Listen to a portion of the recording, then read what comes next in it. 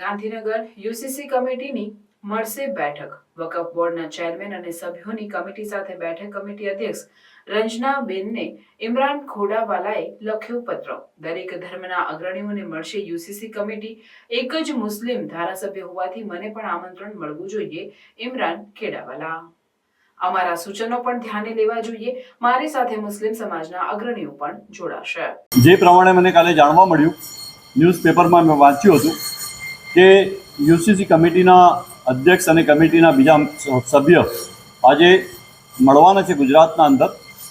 તે ગુજરાત વકફ બોર્ડના ચેરમેન, વકફ બોર્ડના બીજા ઘણા બધા સભ્યો છે અને ધાર્મિક જે આગેવાનો છે એને મળવાના છે।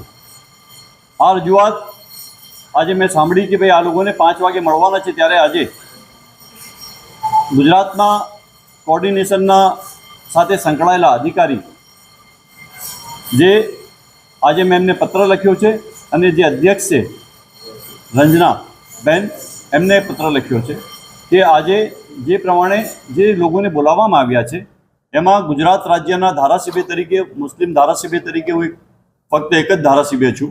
કોંગ્રેસ પક્ષના ધારાસભ્ય તરીકે મને પણ આ કમિટીના અંદર બોલાવવો જોઈએ।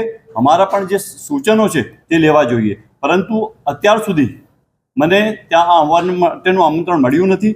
એટલે મેં આ પત્રને એક કોપી આપ સૌને મોકલી છે કે ભાઈ આ 5 વાગે મિટિંગ થાય ત્યારે હું અને બીજા ઘણા બધા મુસ્લિમ સમાજના આગેવાનો જે પૂર્વ ધારાસભ્ય છે, અમારા સાથે આગેવાનો છે, અલગ અલગ ઉલમાએ દીન છે, અલગ અલગ સંસ્થા સાથે જોડાયેલા ઘણા બધા લોકો જે ગુજરાતના આ મુદ્દાઓ લઈને યુસીસી કમિટીના અધ્યક્ષને આપવા માંગીએ છીએ, ત્યારે હું સમજું છું કે ચોક્કસ મને સમય ફાળવવો જોઈએ, જેથી કરીને હું પણ મુસ્લિમ સમાજનો આ પ્રશ્ન છે અને મુસ્લિમ સમાજનો પ્રશ્ન હું જે કમિટી સમક્ષ મૂકી શકું।